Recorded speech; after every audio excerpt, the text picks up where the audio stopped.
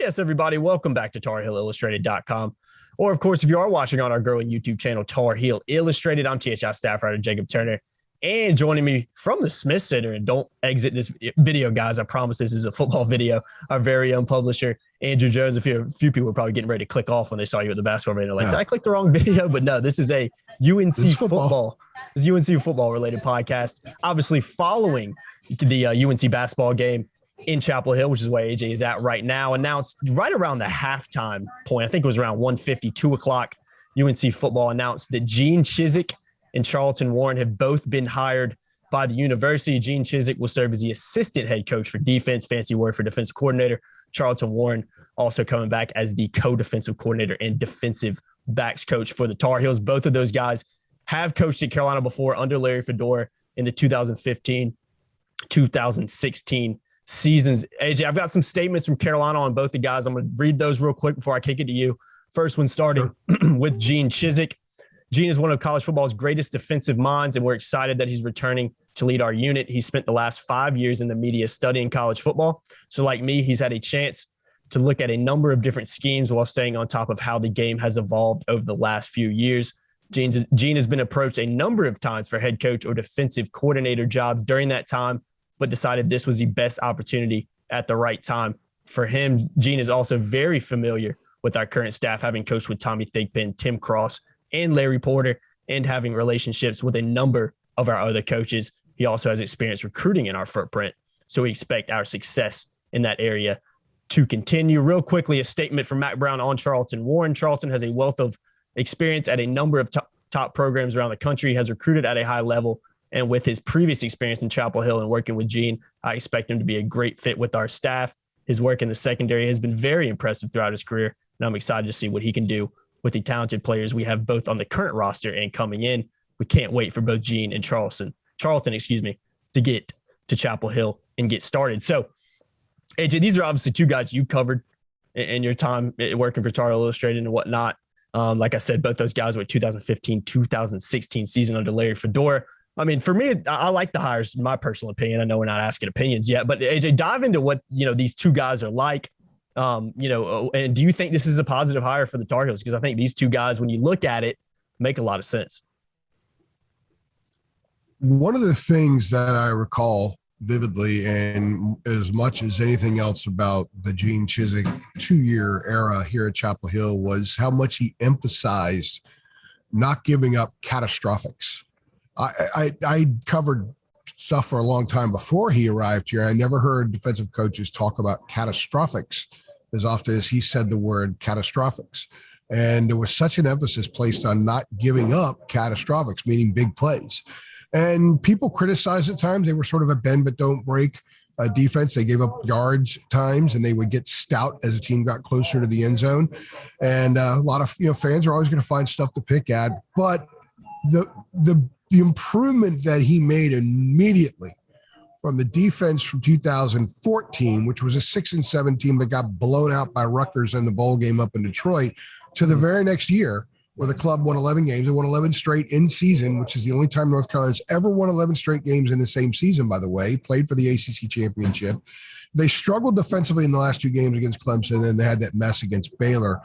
But the changes that Gene made, keeping the ball in front of you kind of stuff, that was huge. And I think the culture change that he implemented under that defense really into the program. A lot of people don't know, but there were some issues with injuries before Gene got there, and there were issues with injuries after Gene left, and part of it was the way they trained. It was the stuff they did a lot of the times in January and February, and he's like, we got to tweak this some here, guys. I know what national championship stuff looks like because I was on Mac's staff when he won it in 2005, and I won one myself in 2010. We got to change some things, and then after he left, they went back to doing it the way they did before, and the injuries started piling up again. So I think the Gene Chizik impact on those 2 years at North Carolina were significant. The Tar Heels won 19 games those 2 seasons. And let's face it, they were 7-2 on Thursday night at Duke.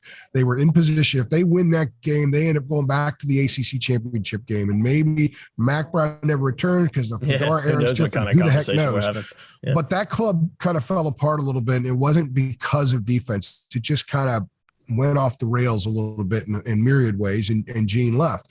His impact was significant. He's an excellent football mind. He's a guy that, from what I remember covering him and talking to other people who worked with him, other assistant coaches on the staff, said that very thoughtful, very analytical, very patient.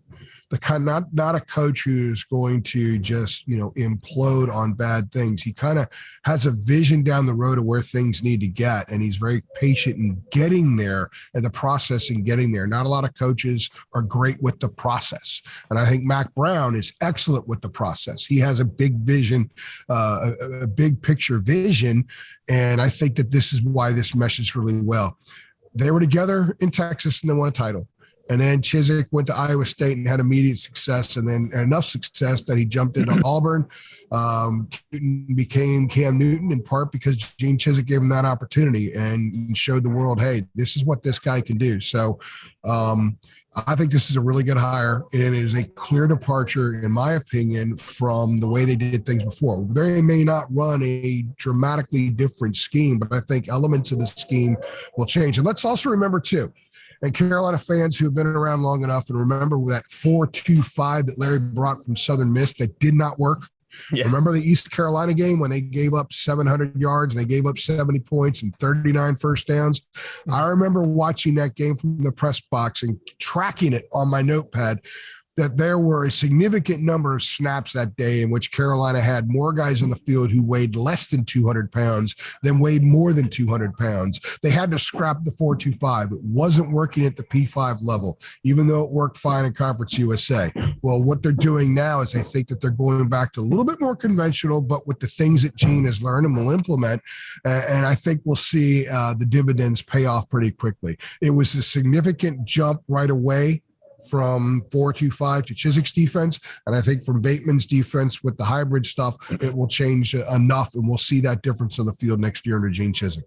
Most definitely. Let's hit on Charlton Warren real quick, who obviously hired as the co-defensive coordinator, defensive backs coach, comes from Indiana, where last year he was defensive coordinator and linebackers coach for the Hoosiers. Obviously, like I mentioned earlier as well, served as the defensive backs coach at Carolina. Same time Chizik was there, from 2015 to 2016. Having covered him, what do you think about that hire, and what kind of guy is Carolina getting back, I should say, in Charlton Warren? Well, let me also add, and I'll combine this with the two. I really like Gene Chizik a lot. Yeah. We got good answers to questions, and I learned about defense, and I enjoyed every opportunity I had, and that was pre-COVID, so we're like face-to-face doing post-practice interviews and stuff. The good old days. He was thoughtful. He'd answer the question. He'd kind of take you through it, and I learned a lot about his philosophy on things. And Charlton Warren was very much the same way.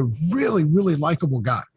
And the Carolina fans that remember the interviews we used to do with both of them after practice will remember that. Just very likable people who I would imagine, coaches have to fit in that room too. They have to be teammates too. And I don't think there's going to be any issue with these two guys fitting into the rest of that room. I think they'll fit in very, very quickly. Chizik will walk in with a tremendous amount of respect because of what he's achieved in his career. And Warren will walk in because and be liked right away because he's such a likable guy and he has had a lot of success. And of course, he was a part of those defenses as well. I think that this is a move that Chizik's like, okay, I want Charlton Warren on my staff. I've had a lot of success in the past with him. He's a guy that can recruit. He was a really good recruiter when he was there before. Mac wants this family atmosphere. Jay Bateman was phenomenal with the family atmosphere. I think what you get with Warren are some of the things you got with Bateman, with personality, with someone who's very family oriented, someone who's very comfortable to be around. He's a guy that the kids that have grown to like Jay Bateman a lot are going to very quickly like Charlton Warren. And however they miss Jay and his personality, they're going to get that fulfilled with Warren. So this was a really good pickup for more than just a coaching guys in the secondary deal and from a football on the field thing. This was a pickup that's going to help them in a lot of ways. And I think, if they go through some stress next year, I think they'll handle some sequences in games that are stressful better. I don't think the defensive staff did a very good job with that this year. That's why we regularly articulated those 2-quarter stretches where they would go off the rails and they would stay the heck off the rails for a long time. I think that one of the things that I've learned was there was a little bit of panic and a little difficulty climbing out of that and maybe getting a different call onto the field, stopping that bloodletting while it's going and reversing course. I don't think that's going to be an issue with Gene Chizik. I don't think that's going to be an issue with Charlton Warren. And so they're really good additions to that room. I think game planning is going to be fantastic. And I'm not saying these things to denigrate Jay Bateman, but that was an area that stood out. I mean, that was an eyesore. Those two quarter segments, especially against some pretty bad offenses, were inexcusable, and they're why a change was made. But I think that these guys coming in with the wealth of experience that they have had, and they've seen it all, man. You know, their experiences at the Power 5 level in different leagues, and for Chizik at the highest levels of college football, you know, you're bringing all kinds of stuff into that room now that wasn't in that room before. So I think that this combination of the hire is a very good one. I think these guys will hit the ground running. They have a little bit earlier spring practice. I think that I was wondering a couple of days ago and yesterday, I think you and I may even talked about it. Boy, you know, they moved spring practice up a little bit. Might they wish they would have pushed it back some because of the new stuff that they're going to have to implement? It's going to be easier. It's going to be simplified. Gene Chizik's football, the terminology isn't going to have these kids' heads spinning. They're not going to have a lot of pre-snap chaos. They're going to know what they're supposed to do because it's going to be simplified, and it's going to be the right stuff to do moving forward. And they're going to emphasize not giving up the catastrophic. So get used to that word, returning to Chapel Hill. I'm going to write it a bunch. I'm going to have a macro for it. You guys are going to hear it a lot because Gene Chizik's number one mission, don't give up the catastrophics. And they gave up a lot this past year. They gave up 32 drives of 75 or more yards, and they weren't just dinking and dunking down the field. Go look at NC State, what happened at the end of that game. Those are catastrophics. Look at some of the stuff South Carolina did. Those were catastrophics. The mission will be to limit that stuff as much as possible, and I have a pretty good belief that they will cut down big time on the catastrophics. So there, I said it like 8 times in this podcast. So I'm in Gene Chizik mode. You're in rare form right now. I just want to read some quick facts about the 2015 team real quick before we wrap this one up. Carolina's was the nation's most improved Power 5 defense in 2015, averaging 14.5 points per game fewer than in 2014. UNC also had the most improved pass defense in the country in both efficiency and yards per pass attempt. It was the 5th most team in passing yards per game. Also led the ACC in interceptions, turnovers gained, turnover margin, and passes defended. The reason I'm bringing that up too, not only is when you look at that 2015 most improved defense, 14.5 points fewer than the previous year. Gene Chizik did that in year one. You just talked about implementing a new defense. He's simplified. He went from the 4-2-5. Mm-hmm. He went from the 4-2-5 and simplified things. They're going from Jay Bateman's scheme, and I think they're going to simplify things a little bit more, and I think you'll see that. The one thing that from those 2 years that I think back, I was like, oh, well, you know, other than the Baylor game, was they only had one interception in 2016, and that was against the Citadel. Yeah, it went they had down, none against FBS teams, and the Citadel threw the ball less than anybody in Division I football. And Dominique Green, I'll never forget it. He had a 100-yard interception return for a touchdown against the Citadel. That was a fluke thing. I remember talking to Charlton Warren about that as that season went on. He's like, it was head scratching. You know, we're there to make plays. They're just sometimes you just don't get the picks. Statistically, if you keep the guys out of the end zone, that's all that matters. Mac wants more turnovers, so. They didn't have that in 16, but they had it the year before. They had a ton the year before. I think they forced 26 turnovers in 2015. So I just think that was a fluke thing. And I brought that up because somebody is going to send me a note and say, hey, Jay, why didn't you bring up one interception in 2016? Well, I just did. So that's that.